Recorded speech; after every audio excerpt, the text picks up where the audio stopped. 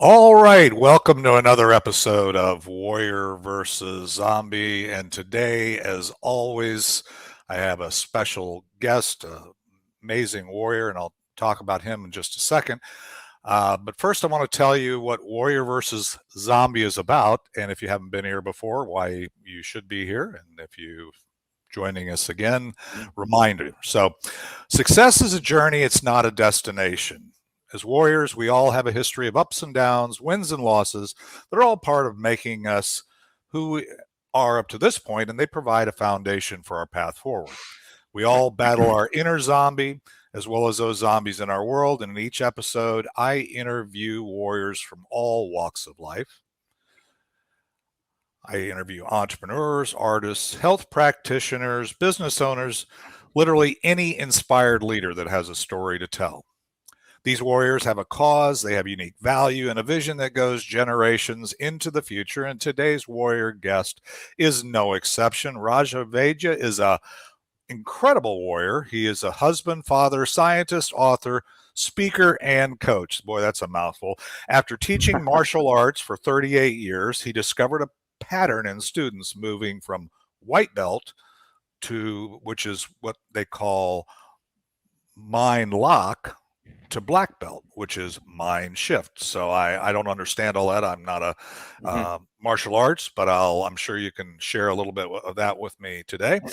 Today, he effectively translates that into business, life, and relationships. Raja is a professional speaker who's keynoted on the TEDx stage, won the Toastmasters international speech competitions, won third place in the Ultimate Speaker Philadelphia, is in multiple black belt halls of fame, starred in the martial arts documentary movie, The Martialist, and he is a contributing author to the best-selling compilation of books, Ultimate Speaker and The Dose of Hope, which appeared on the New York Times Billboard in Times Square just this last December 4th. His next books, Unbox Me Today and Hug a Bully, are all anticipated bestsellers. Raja has accomplished all of this despite a lifelong stutter, and he proves in his actions that FEAR stands for face everything and rise. Raja Vaidya, welcome to Warrior versus Zombie. How are things in your neck of the world today? It's basically here. It's dropped like 25 degrees in the last hour. So I don't know what's happening in your world, but I know you're a little north and east of me. But anyway, so what's it like there? Well, ironically, it actually went up today. It's actually raining, so we have a low pressure system that came in, so it actually raises the temperature about 25 degrees. So it's actually raining today, and the temperature went up to the 50s. And tomorrow, where we're supposed to be going to a peddler's village and go check out all the Christmas lights, it's supposed to drop in the evening. So I hope it doesn't get too cold too fast. Well, I hope you don't get the experience. So one unusual thing here in Dallas, it's Yeah. now I think below 30 degrees. So, Hmm. which it started out this morning when I got up about 45. So it's, and I know Tanya's in Las Vegas. So, you know, I don't know what they're dealing with there, but the cold front has moved through here. I think it's headed your way. So, I'll be Yeah, praying for you on that. yeah, it's supposed to be cold. Yeah, Saturday and Sunday is supposed to drop below freezing both days. Supposed to drop to 27 degrees. So I've already warned my children and warned my wife. Said, guess what? Time to bring out the ice scrapers again. So, um, and the funny thing is, so when we're all like getting dressed for work in the morning, um, my wife has to go to work. She's a manager of a pharmacy, and my kids when they're going to work, or to a school, um, I scrape my windows as well as everything on my wife's van too. So I always have to do twice the work every morning. Yeah, well, we could tell all kinds of stories. I lived in Michigan for 18 years, and I got to tell you, I Ooh.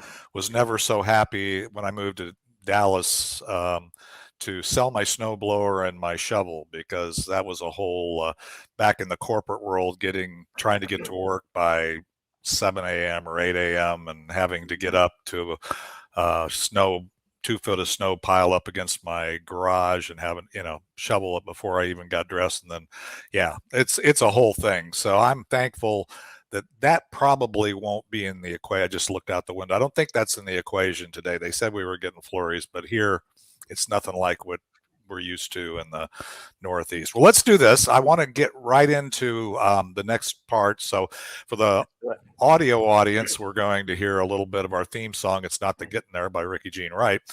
But for the live audience here, we're going to take a quick break, and we'll be back to hear your story with Raja, Vaidya, and Warrior versus Zombie.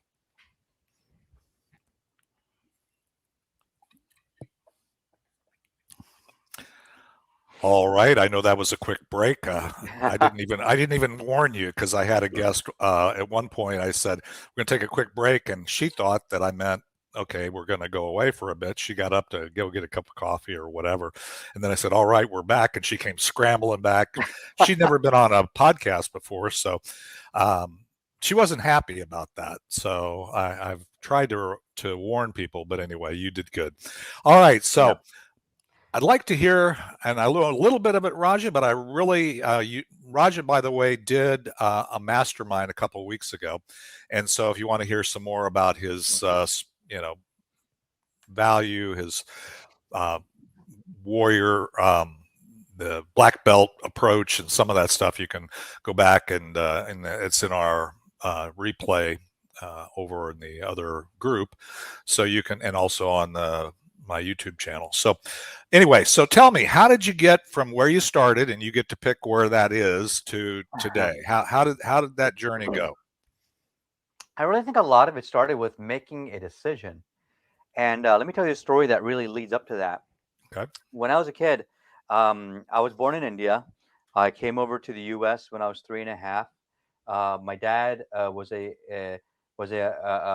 working on becoming a dentist, certified in the U.S. He passed his board exams, and then it took him 2 years to working just odd jobs, making $2 an hour to bring my mom, me, and my sister over to the U.S. So we were up in like northeast Philadelphia, and there was a big Indian community over there. So we met a lot of friends, a lot of family, and a lot of family friends, etc. Were up there.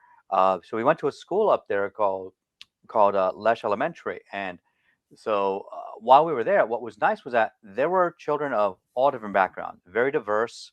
So I played with everybody who was, you know, white, black, Hispanic, Asian, Indian, everything in between, and we all had fun together, and we just played, and it wasn't a big deal, or like it wasn't even an issue. Race wasn't an issue. And then once my dad's practice really took off, he started making a lot of money. He wanted to get in. He wanted to get out of the apartment complexes that we were in and move to a nice home in the suburbs. So, fast forward a couple of years, I'm 7 years old. We buy a 4-bedroom colonial down in the suburbs of Delaware County, just outside of Philadelphia, and I started going to my school, and I didn't realize this, but it was 99% white Caucasian, and there's maybe 1% of the class was like minorities. I was the one Indian kid that was in the class. There was one black kid. There was one Asian kid, and the rest of the class was all white. And I didn't realize this, but apparently that was an issue for some of them. Because then when I would come to recess and want to play soccer with them, like I did every single other day with all my other past friends, some of them tried to ostracize me, keep me out. They tried to bully me. They started that. And one thing I didn't realize was I'm the skinny new Indian kid with big Coke bottle glasses. But I had a killer slide when I was playing soccer, so it didn't matter to me. But once I sort of started to prove myself that I could run fast, I could kick the ball, I could run around, all of a sudden people started to accept me. But people had to teach me that I wasn't the same as them. They thought that I was Native American. So, I got a lot of questions then because the teachers wouldn't correct them that the Native Americans are not Indians. It was, it was a mistake made by Christopher Columbus because he was trying to find a spice route to India. So people thought that I was Indian, meaning like, I would get questions asked like, "Do you live in a teepee? Uh, is your best friend a buffalo? Is your father named Ten Bears?" I'm like, "No, dude. What are you talking about?"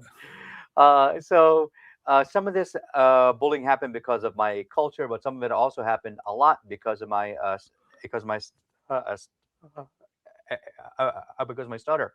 Hmm. So, fast forward a couple more years, I'm dealing with it every single day, every single year. And around fifth grade, it got really bad because in the middle school, there's one kid. I'm not going to name his name, but just took it upon himself just to make my life a daily hell. And he would mimic my speech, and he thought it was so funny he could improv how I sounded, with my blocks and repeats and getting stuck. And then he made besides that, he got other people to jump in on it too. He actually wrote a like stuttering song, which he actually got three other people to kind of perform at recess. And it started off something like, "Hey, my name's Raja, I stutter, I can't talk right, and I used to have a friend once, but it was only a cow, it was in India," or something like that. So all these kind of things just kind of happened. And while this is happening, I'm just in shock. I'm like, what the hell is going on? And why are people allowing this? Why don't the teachers do something? The recess aide, I think, was in shock too. She thought it was some sort of like an improv song or something. She didn't understand what was going on, but the other kids, they knew, and they watched and they laughed. And that was when the decision was made. I decided I wasn't ever going to allow this to happen again. So I thought, how can I change my life? And then a couple weeks later, just by good fortune, I guess, you know, the movie The Karate Kid had finally come out of theaters and was being shown on television. So I watched it, and as soon as I watched it, I realized that is my life changing event. I have to take karate now. So I asked my mom, and I asked my mom, say, "Mom, can I take karate?" She said, "No, beta, no, they're going to hurt you." So I was shut down. So then I asked my dad, "Dad, can we go see a karate school? Can we go check it out?"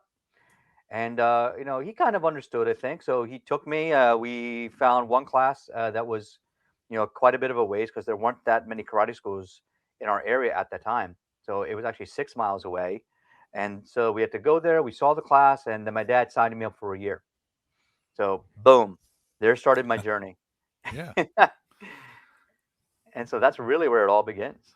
So it started with the whole martial arts thing being different. So one of the zombies, obviously overcome, which is often the case, is we all have a desire, right, to kind of fit in, to kind of be accepted in the community, and all of a sudden, not only your nationality, your where you came from was confusing to the majority of people there, as well as you had the stuttering affectation that also gave them something other to focus on, other than who you really are. So, and it sounds like you've overcome that. So tell me a little bit more. So I know on your journey, you've done the kind of extracurricular thing of being in, you know, karate, being, in martial arts. Um, but I think your day job or your career is fascinating too. So tell me a little bit about that and how you got from doing that, or how you're transitioning from that to what you're doing today. Certainly. So, um, I actually, what was interesting was back when I had joined that school in second grade when we had moved, they thought that because of my speech impediment that I was actually mentally retarded. So they put me in the special education programs Mm-hmm. for that. They thought that I was actually mentally slow. And it took me years to fight out of that and to prove to them that, by the time I got to fifth, sixth grade, academically, I was one of the highest scoring students, not just in my class, but in the entire grade. By sixth grade, my science and math scores were actually number one in my entire sixth grade not just the class, but the entire sixth grade. So they finally moved me up out of that and put me in advanced algebra, advanced courses, etc. And then in high school, uh, I I saw that the most of my friends were in the a gifted program. So I wanted to be part of that. So I went to the teachers and said, "How do I be part of that?" They said, "Well, no, it's not usually done. They test you early in elementary school." So I said, "Well, I wasn't there then. I moved there after that point. So what do we need to do? What test do I need to take?" And they says, "No, no, it can't be done." So I had to have my dad come into the school and talk to the principal, and then talk to the guidance counselors and find out what the holdup or what the obstacle was. Their only holdup was, "Well, you may have to pay for the test." And I said, "Okay, so what?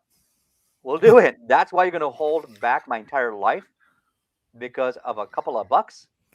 So they finally agreed, and they found somewhere in the budget to take it. And it wasn't an issue about the money. It was just a matter of, I can't believe they were closed minded about that they wouldn't try to find a way to work around it. So anyway, somehow they did. I took the test. Lo and behold, I'm supposed to be in the gifted program, and I don't need to tell anybody my IQ. That doesn't matter. Hmm. But the point is, I finally felt like I had gotten to where I belonged.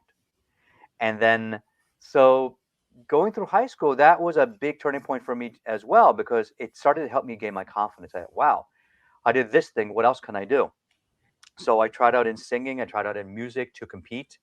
Uh, uh, um, um, so one of one of the things that you'll see with people who have in any kind of a speech fluency is that when you sing, that you don't have a stutter. So I was able to sing for my high school choir. I started to go into competition, started to compete for district choir, and I tried the first year, I didn't get in. Second year, I got into our touring group. Third year, I got into a district choir, but that's as far as I got. And then senior year of high school, I got into district. And at that time, I had a bite plate because I got braces Hmm. my last year of high school. So I had a bite plate, and no lie, it's kind of like if you stick two fingers in your mouth. I had to sing like this, and Oh no. I had to sing and talk like this, and I actually was losing weight. So what I just said was there, I had to sing and talk like that, and I started losing weight because you couldn't eat any solid foods trying to get past that horrible bite plate. Well, uh, I barely made it through districts that year. I got 14th out of 20, and I knew out of two districts they were only going to take the top 10 out of 40. So I begged my parents and my orthodontist, please, please take this thing out so I can compete. And and so finally they said, okay, fine, fine. It's close enough. Instead of 8 weeks, it was 7 weeks. They said it's good enough, and they relented. Um, I went from out of the 40 being 14th, I went to first chair Mm. out of 40, Wow. and that was a shock to me. So I think possibly what may have helped was having that bite plate in forced me to really work on my breath control. It actually helped me. Mm. So Yeah, that's amazing. I mean, actually, the thing is that's so powerful. Number one is we're aligned in so many levels.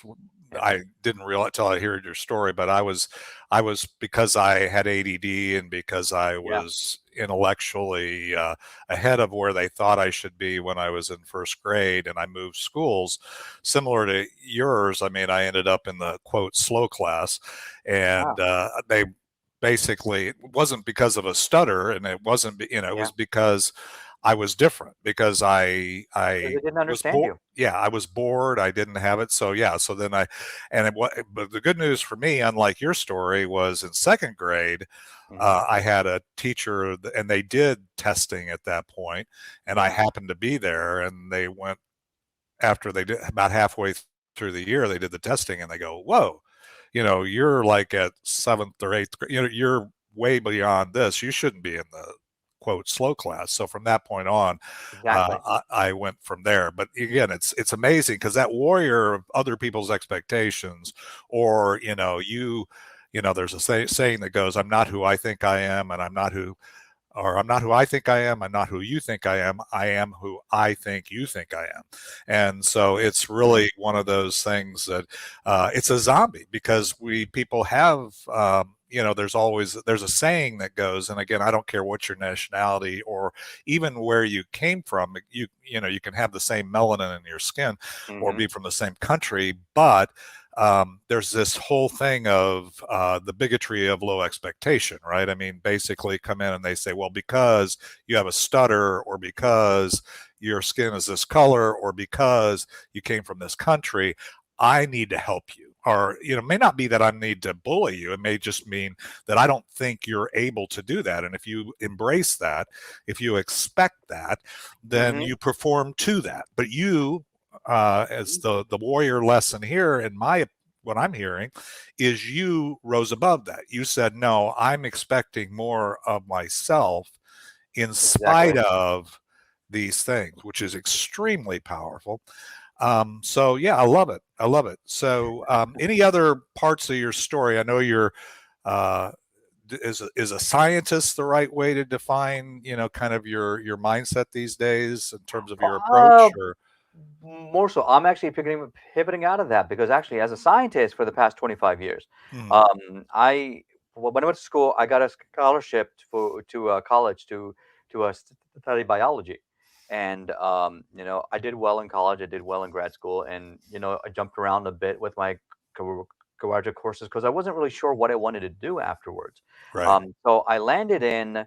Um, I got into a I was about to complete my master program, and I got into a dental school, and I paid my first deposit to start that fall, and then my dad got sick. So Mm, when that happened, I dropped out of everything and started to work, and so I had to support the family and just make sure that if anything happened to him, I was there. So when I did that, I took 3 years away from school, and I just started working, and I got into a cancer research lab. And while I was there, and it was at the University of Pennsylvania. It's a very it's a very prestigious Ivy League school, as you know, hmm, and so I ended up co-authoring 3 papers while I was there in those 3 years. And people started to say, "Wow, Roger, you're really good at this."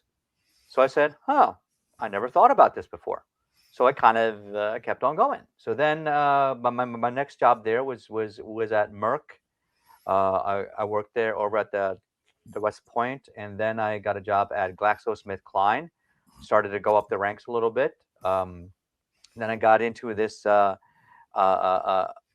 cancer research, a company called Immunicon that pioneered circulating tumor cell technology, or CTCs.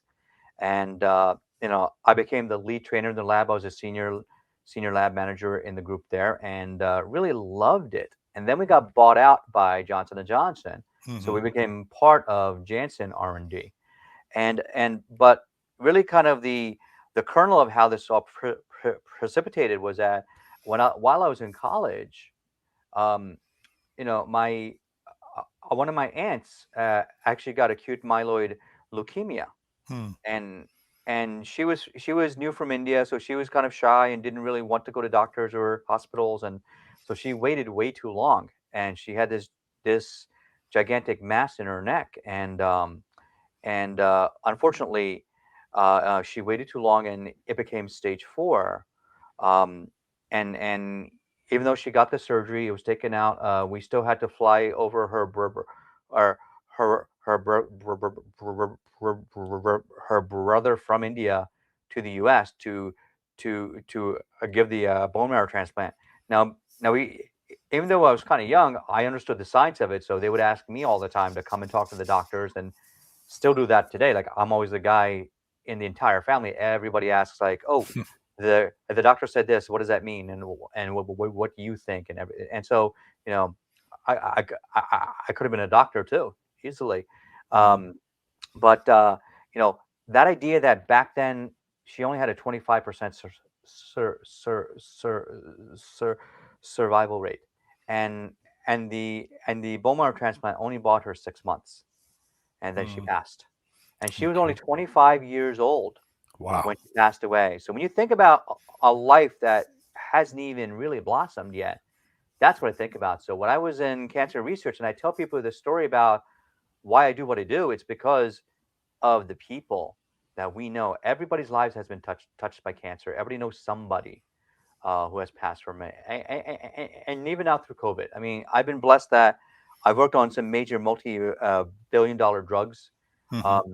through my process, through my time and my processing. I mean, not to mention the CTC technology I've worked on, Imbruvica, Zytiga, uh, Darzalex was my baby. That's a multiple myeloma Hmm. treatment, and that became a $5 billion drug with a B for Johnson and Johnson. So I can say that I put my stamp on that because I actually made the kits from scratch, um, by hand, and I monitored that for over 3 years for the clin trials. So uh, so I can say that I really made an impact and really saved lives following Yeah. up. And so that's sort of where I've been for the past 25 years. But as I saw a little bit more and more about what big pharma and how the politics start to evolve. I mean, there's politics in every major corporation, but I started to see that it was not where I wanted to stay forever, and Sure. um, and so last year we separated, and after 11 years, and there's another story behind that I won't get into now, but involves toxic bullying and toxic company culture, Hmm. of which that I'll be talking about in in in my next book. Okay. But I worked on this whole coaching project for the past 5, 6 years and learning and expanding my mind and creating that mind shift. So, like you say, dealing with your own zombies and facing them, and that's where I got the idea that fear is not about being afraid, but it's about facing everything and rise. Yeah, that's awesome. Well, I really, really wanted to hear your story, and that does connect a lot of the dots and is makes it kind of clear in the journey. And as we said, there's a number of zombies along the way. Those who listen to this podcast will have heard them in your story. The various limitations, the overcoming. It's again, we're all infected. It's kind of like the disease. When you look at Yeah. genetics, right? We all have the little potential to have cancer or all these other things, right? They're all there. It's just whether they're turned off or turned on. They're triggered, and how do we do that? So let's do this. Let's take a quick break. I want to hear a little more of the theme song. We'll come right back for the audio audience, and we'll hear a little bit about why you're doing what you're doing, the unique value you provide, and where we're going after that. So let's take another quick break. We'll hear a little bit of the theme song. We'll be back with Raja Vaidya and Warrior versus Zombie.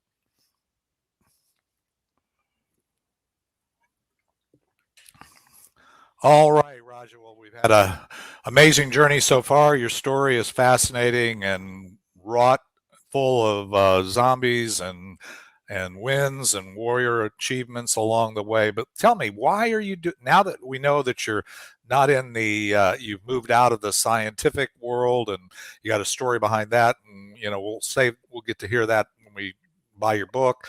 But let's talk about why you're doing what you're doing today, the coaching, the black belt stuff, the book. Tell me a little bit about that, and we'll go from there. Certainly. So, in 2015, I was in a head-on car crash, and my head smashed the windshield. So I was going about 30 miles an hour. The other person was going about 40, and my car slid into the other lane during an ice storm Hmm. on the way to work. And unfortunately, add that together, I probably hit the windshield about 70 miles an hour. Not fun. Hit the steering wheel, even with the seatbelt on, and it definitely hurt. Hmm. I had glassed my head for 6 months. I couldn't turn my head to the left for 2.5 years. And my right eye was not tracking the same as my left eye for about a year. So it was hard to focus. Plus, on top of that, I started to have a lisp. So I think I must have had either a concussion or a mini stroke or something, Hmm. because I was actually talking kind of funny. So I had to stop. I had to figure out what was going on. So by by facing what was happening, I said, "Oh, great!" So on top of my speech impediment, now I have a lisp or this issue with my speaking. I have to find a way to enunciate better. I have to find a way to speak better. I really kind of have to. I've been avoiding this my whole life. Hmm. I finally said, you know what? I have to find a way to really change this. And so I joined Toastmasters, started to learn how to speak, how to present myself in a way that makes me seem like a leader. Because one thing that people don't realize is that when you're stuck in a block or a repeat, you lose control of your body. There are all these physical manifestations. You're trying to get the words out, and it looks unpleasant to Hmm. somebody watching. So basically, even if you are the authority person in the room, you lose that authority. You lose that Mm. sense of tone also because you're trying to force something out. So uh, they say that of your communication, only 7% is actually verbal, 38% is tone, 55% is nonverbal, is actually body language. So if you can't control 93% of how you're talking to people, you don't appear like you're the one in charge in the room, and it's Right. embarrassing. And it's sort of like you're in a room of 10 people, but you have a duct tape over your mouth. Hmm. And even the times when you can talk, it's sort of like in your car, you're pressing on the gas, but the emergency brake is still on. So you're trying to go, but you got to have to really grind through. You got to put so much extra effort just to get forward. And so it exhausts your vocal cords at the same time as well. So by taking Toastmasters, I wanted to overcome that obstacle, that challenge in my life. And truly, it's really made a world of a difference. Now, when I speak, I'm a lot more confident. I'm a lot more relaxed, if anything else. And my whole transformation journey, I started reading books like crazy every single week, going through audio as well as books, and doing masterminds and trainings with gurus and coaches and retreats. And after 5 years of that, I actually wrote my own book called Unbox Me Today, that is going to be coming out Hmm. probably next year. And where I talk about my 5 pillars of confidence. Where we talk about health, wealth, mindset, faith, which is really value systems, Right. and and and and like a family, which is really relationships. Hmm. So by focusing and trying to balance those pillars in your life, it's sort of like a rising tide. It's going to raise all ships, and that's Sure. really why I do what I do now, because so many people have these self-limiting beliefs that they don't realize. So they have a blind spot, and in every life, people don't realize that there is what you know about what you know. There's what you know that you don't know, but there's also what you don't know about That what you you don't don't know. Right. know. Yeah. So I help to shine a light on those blind spots to help them move forward. That is awesome. And for sure, from a unique value that you bring, just from hearing your story and stuff, I almost don't have to ask that question because there's so many things, so many zombies, obstacles, things that you've risen above. You've chosen to not accept the that the possibility isn't there because of the challenge. And that's the whole thing, right? We all limit ourselves to things because maybe we tried them before, or we feel like we're a victim, or we're disadvantaged. And frankly, again, it's faith, knowing that you're here for a purpose, knowing that you have unique value, and over the fear of, well, what if I start stuttering, can't start, whatever it happens to be, right? But now you're recognized in the speaking world, even with the thing. So that's amazing. So tell me, um, I what kind of impact? I mean, I've kind of understand your value and kind of why you're doing it. You want to help others, but what kind of impact are you hoping to have? Millions of people.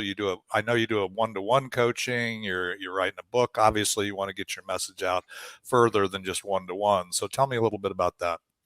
Well, what I do and what people hire me for, Robert, is that they hire me to do workshops to help change their company culture. I do Hmm. programs where I help companies improve their toxic work culture, and part of that process is to help the managers to understand that they are not communicating with the employees in the way that they understand.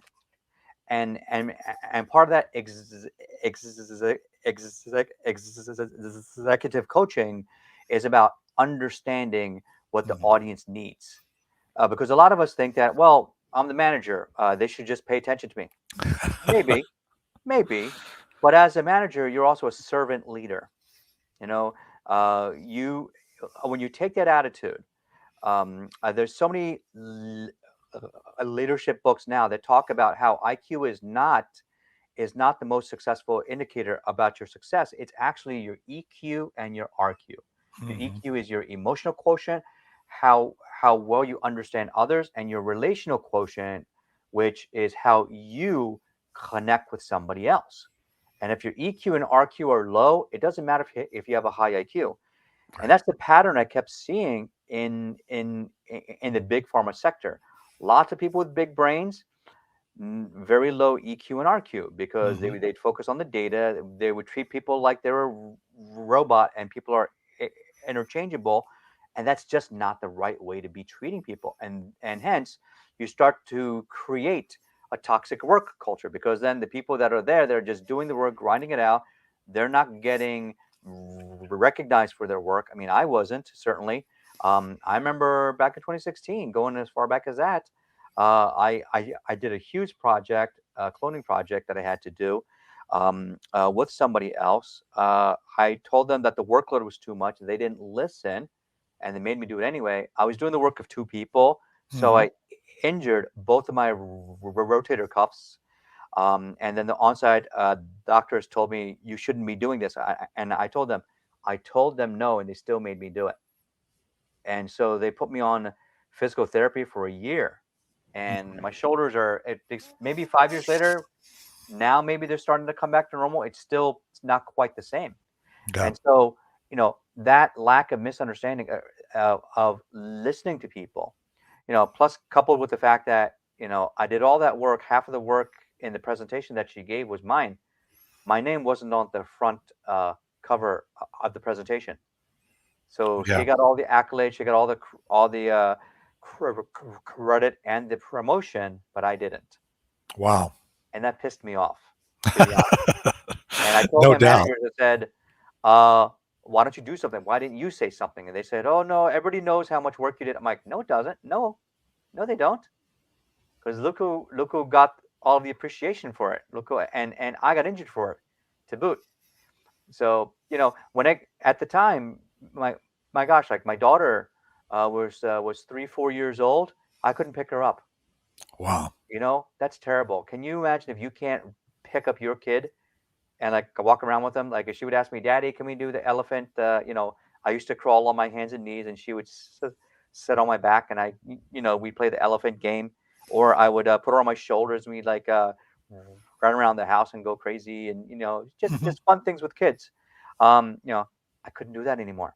They took Yeah. away those precious moments with my family.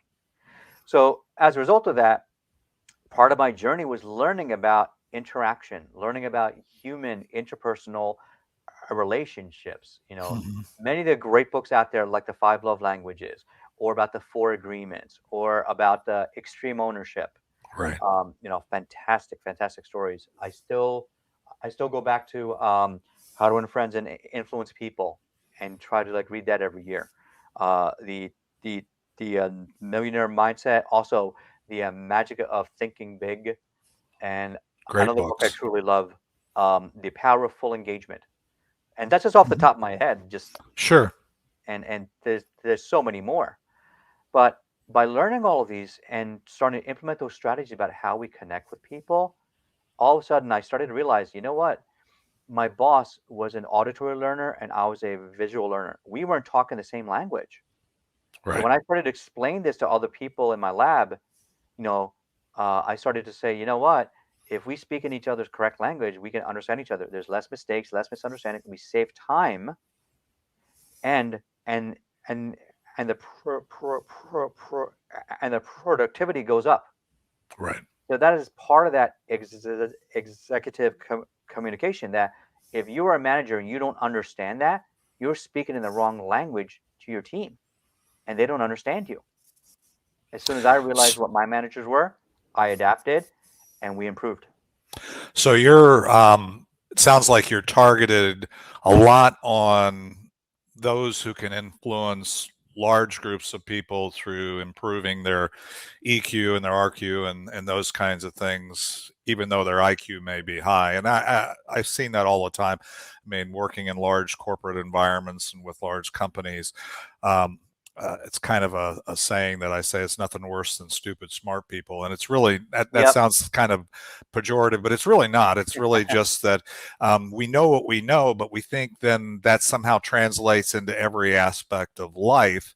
And the Hmm. reality of it is knowing, um, how you're coming across, knowing what they, how to communicate, as you point out, with them, and then knowing how to go on that relationship journey with your team or with your network or with your client. And it applies everywhere, right? It applies in your family. Absolutely. As fathers, we know what we know. We know what we got through.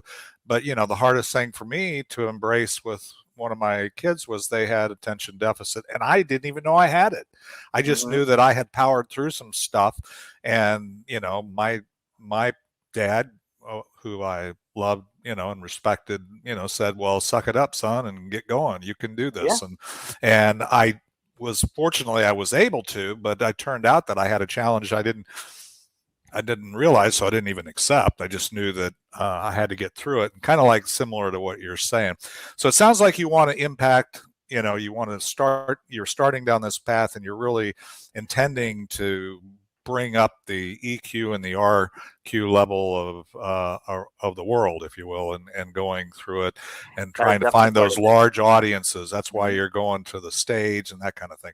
Well, let's do this. We got to come up to what I call the land the plane segment. Hmm. After 4 million miles on airlines, they use a lot of plane analogies in the world that I came out of. But let's take a break. We'll hear one more snippet of "It's Not the Getting There," our theme song, and we'll be right back to hear what you want us to take away. So I'll give you a minute to think about that, Raja, but what do you want us to take away from this discussion? And we'll be right back with Raja Vaidya and Warrior versus Zombie.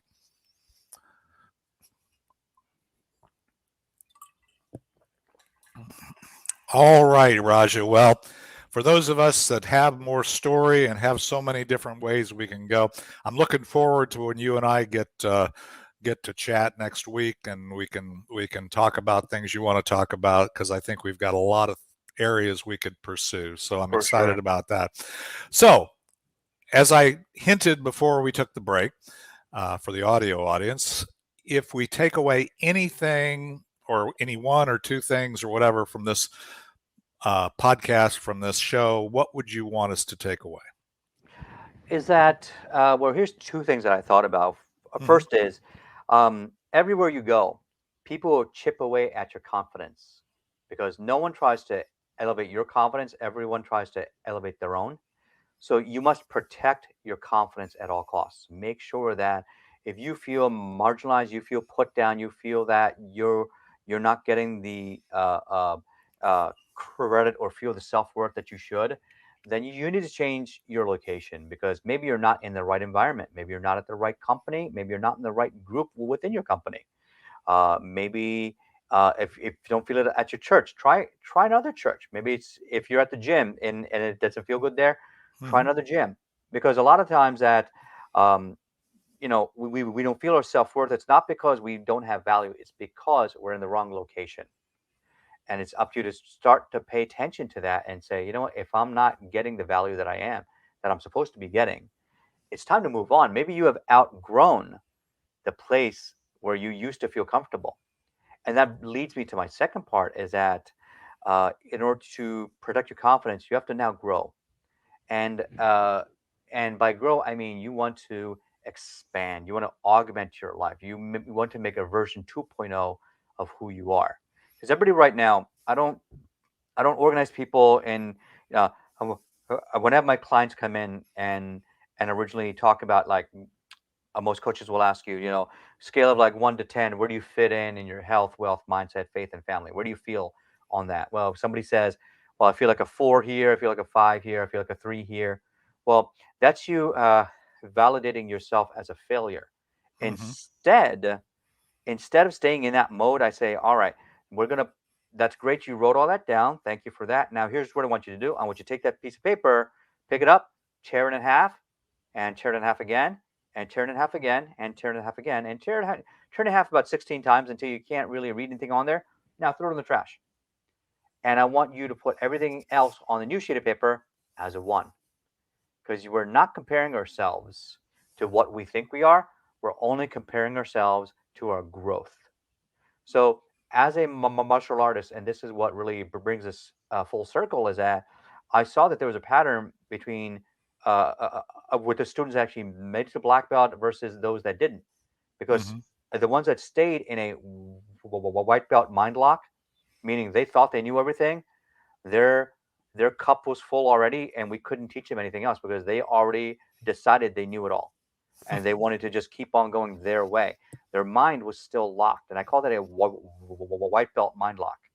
You Right. have to shift into that and realize there is something more. There's something more beyond yourself. There's something outside of your own small bubble in the world.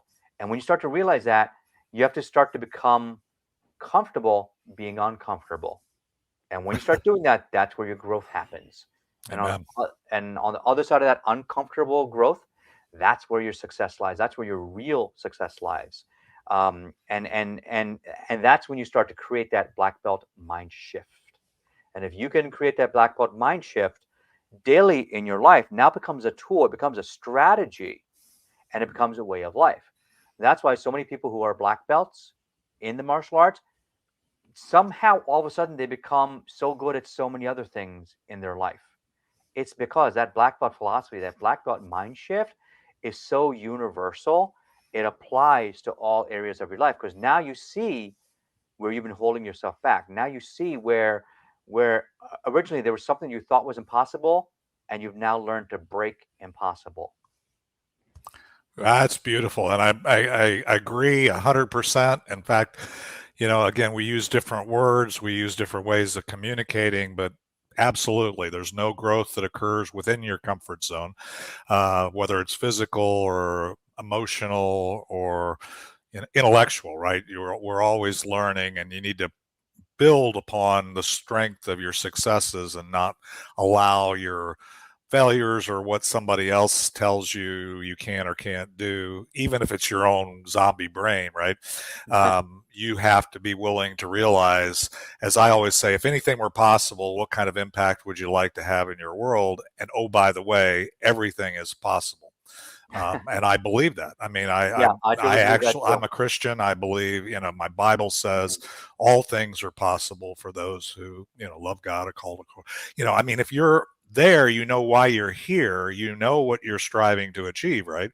Indeed. Then anything is possible. It's just limited to your imagination. And unfortunately, our imagination gets squelched, or we get, your title of your book, I don't even know what it's going to be, but you got to get out of that box. You got to get out of the Yep. box of your experience, right? So that's beautiful. Well, tell me this: how I know you're now on the Be Connected platform, and I appreciate having you here as my host and you getting, functionally there. And Yeah. I realize it's new technology, but you and I know that again, it's outside our comfort zone. We're learning as we go. But also, how else do we best stay in touch with you, Raja? Well, you can contact me via my email. It is Raja, Raja, V like victory, speaker at gmail.com.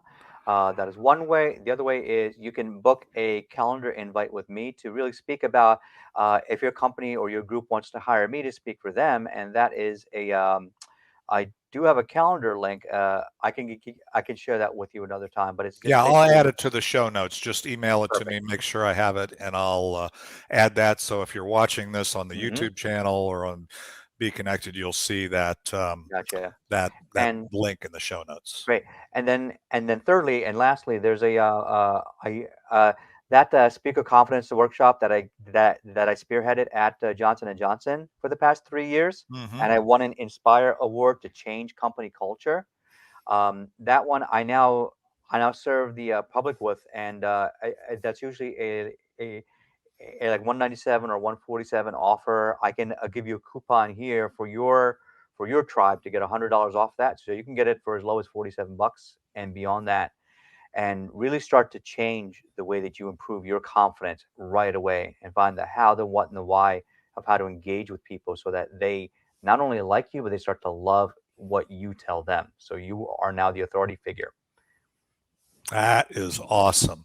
Well, Raja, I hate to say it, but Yep. we've come to an end. But thank you so much for serving. I know that those who are either seeing this in replay or listening to it on our podcast will be served greatly by hearing your story, and be I know in our mastermind the feedback I got was wow, a lot of stuff there Mhm. to get our mind around. So I'm sure there's much more to offer, but we're going to land the plane for this episode Yep. 100 of Warrior versus Excellent. Zombie. Thank you being part of that, and we'll be moving forward. We'll see those live in the Hive next Thursday with another episode. And again, let's hear the final outro of It's Not the Getting There by Ricky Jean Wright. And we'll be back next week with another episode of Warrior versus Zombie. Thank you so much, David.